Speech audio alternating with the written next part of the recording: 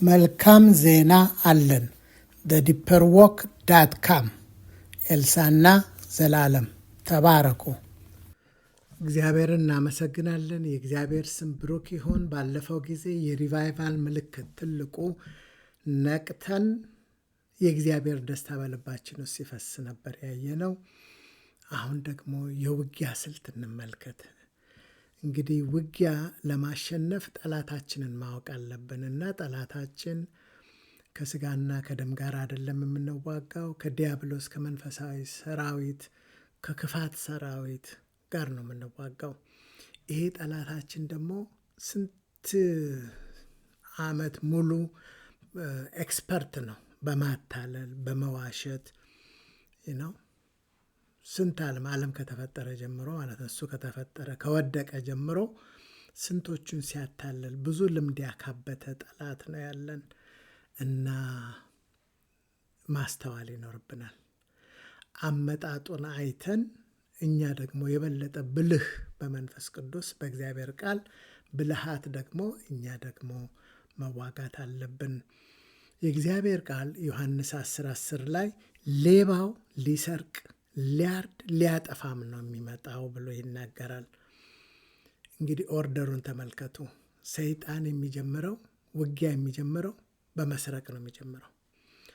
መግደሉ ጋር ዲስትሮይ ማድረጉ ማጥፋቱ ጋር ሳይሆን በመስረቅ ነው። ስለዚህ እኛም ስልታችን ገና ሲጀምር ብሎ ሲጀምር ሲጠጋን ሲተናኮለን ወጥመዱን ሲዘረጋብን በመስረቅ ነው የሚጀምረው።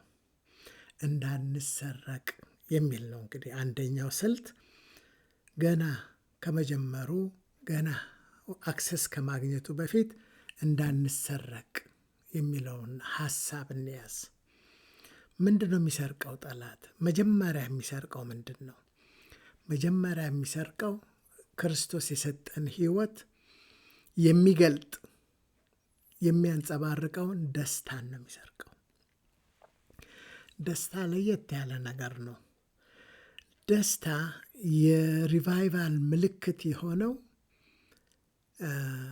ይሄ ሪቫይቫል እውነት እንዳይሆን እንዲጨናገፍ እንዲሰናከል መጀመሪያ ጠላት አታክ የሚያደርገው ደስታችንን በመስረቅ ነው።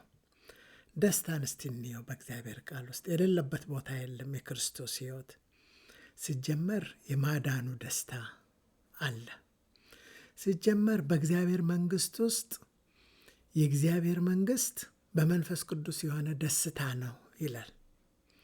ሲጀመር ደስታ በፕሬዘንስ ውስጥ ያለ ነው። በፊት ደስታ አጠገብከኝ። in your fullness there is joy። በእግዚአብሔር ፕሬዘንስ ውስጥ ነው ደስታ። በእግዚአብሔር ደስ ይበልህ የልብህን መሻት ይሰጥሃል ሲል በእግዚአብሔር ፕሬዘንስ ደስ ይበልህ። የልብህ መሻት መከናወን ያለበት ሁሉ ይከናወናል። don't worry about that። don't base your joy on circumstance። ጆይን ደስታን የምትመሰረተው በእግዚአብሔር ጋር ባለ ህብረት ነው። በእርሱ ደስ ይበልህ ይላል።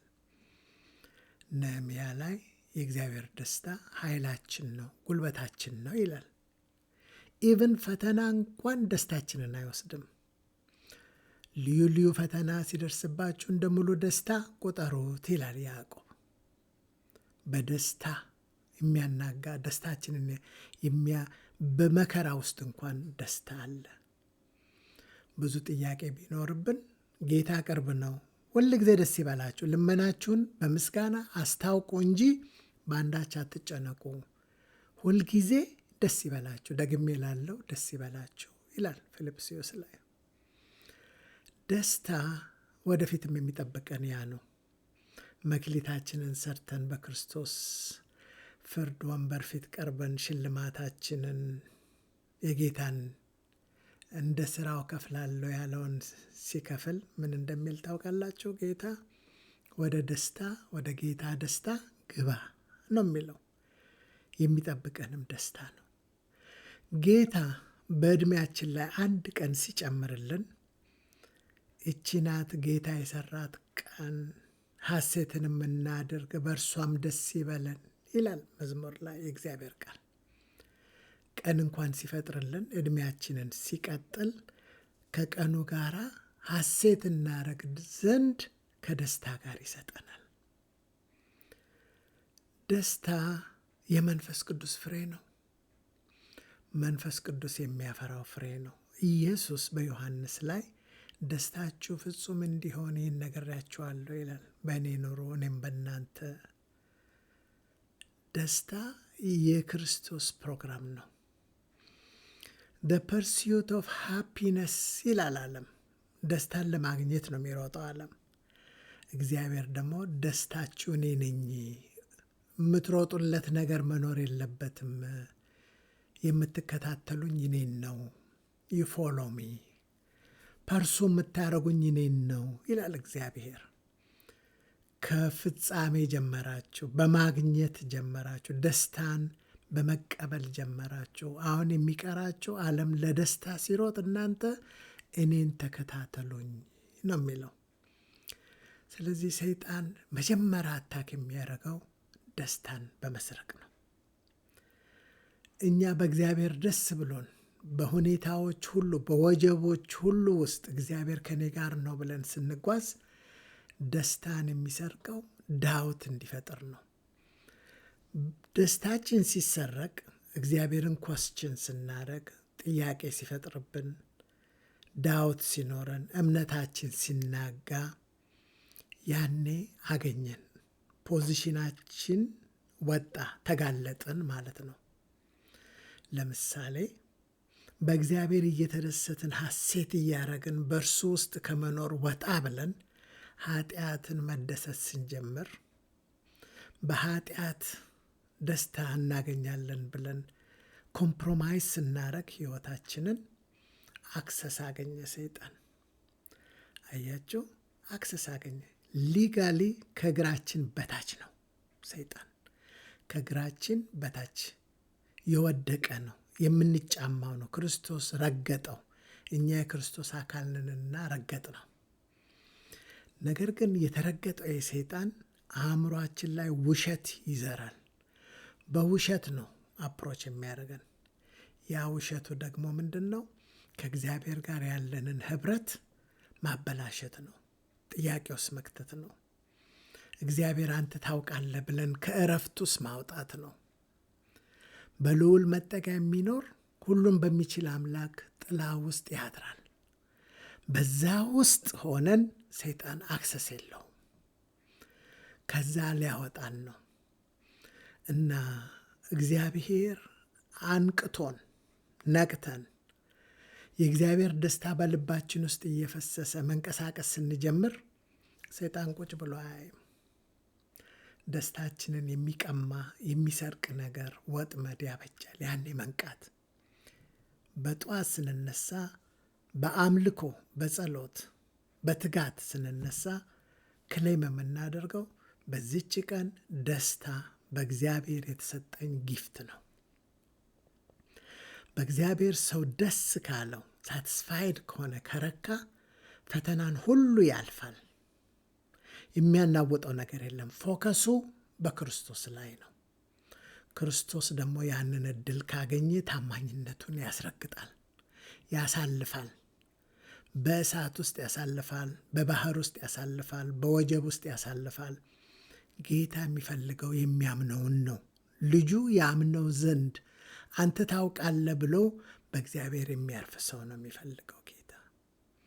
ያንን እንድናደርግ አቅም የሚሰጠን በእግዚአብሔር ፕሬዘንስ መደሰት። ሁሉ ነገር ባይኖረኝ፣ የወይራ ስራ ቢጎድል፣ በጎች በጋጥ ውስጥ ባይገኙ፣ ምንም ነገር ባይሳካልኝ፣ እኔ ግን በአንተ ደስ ይለኛል፣ በመድኃኒቴ ሐሴት አደርጋለሁ እንደ ዕንባቆም።